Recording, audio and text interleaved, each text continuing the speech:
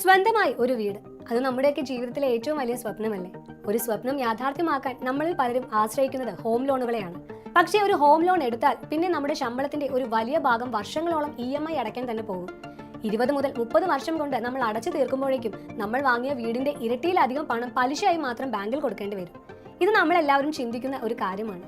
എന്നാൽ നിങ്ങൾ അടച്ചു തീർക്കുന്ന ഈ മുഴുവൻ തുകയും, അതായത് മുതലും പലിശയും അടക്കം, നിങ്ങൾക്ക് തിരികെ കിട്ടുന്ന ഒരു സൂപ്പർ ട്രിക്ക് ഉണ്ടെങ്കിലും, അതെ, നിങ്ങൾ കേട്ടത് ശരിയാണ്. നിങ്ങളുടെ വീട് ഒരു തരത്തിൽ നിങ്ങൾക്ക് സൗജന്യമായി ലഭിക്കുന്ന ഒരു കിടിലൻ വഴി. അതെങ്ങനെയാണെന്ന് നമുക്ക് നോക്കാം. ഈ സൂത്രപ്പണി വളരെ ലളിതമാണ്.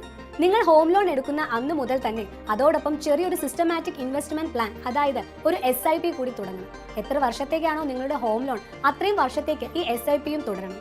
എത്ര രൂപയാണ് SIP ചെയ്യേണ്ടതെന്നല്ലേ? നിങ്ങളുടെ പ്രതിമാസ EMIയുടെ ഏകദേശം ഒരു 25% തുക, അത്രയേ വേണ്ടൂ. നിങ്ങൾക്ക് കാര്യം വ്യക്തമാകാൻ നമുക്കൊരു ഉദാഹരണം നോക്കാം. നിങ്ങളൊരു വീട് വാങ്ങാൻ 40 ലക്ഷം രൂപ 30 വർഷത്തേക്ക് ഹോം ലോൺ എടുത്തു എന്ന് കരുതുക.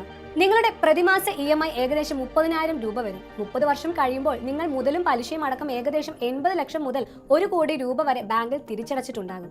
ഇനി നമ്മുടെ ട്രിക്ക് ഇവിടെയാണ് വരുന്നത്.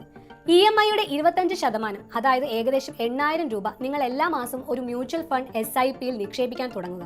മ്യൂച്വൽ ഫണ്ടുകൾക്ക് ദീർഘകാലത്തേക്ക് വർഷത്തിൽ ശരാശരി ഒരു 12% വളർച്ച കിട്ടിയാൽ പോലും 30 വർഷം കഴിയുമ്പോൾ നിങ്ങളുടെ കയ്യിൽ ഉണ്ടാകാൻ പോകുന്നത് എത്ര രൂപയാണെന്നറിയാമോ? ഏകദേശം 2,80,00,000 രൂപ. ഒരു 10% വളർച്ചയാണ് കിട്ടുന്നതെങ്കിൽ പോലും നിങ്ങളുടെ കയ്യിൽ 1 കോടി രൂപയിൽ കൂടുതൽ ഉണ്ടാകും.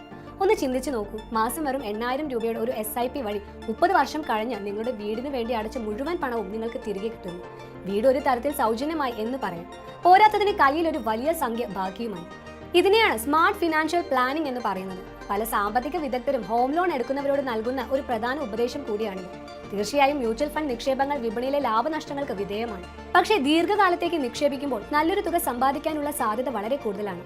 അതുകൊണ്ട് നിങ്ങളും ഒരു ഹോം ലോൺ എടുക്കാൻ പ്ലാൻ ചെയ്യുന്നുണ്ടെങ്കിൽ ഈ ഒരു കാര്യം കൂടി മനസ്സിൽ വെക്കുക.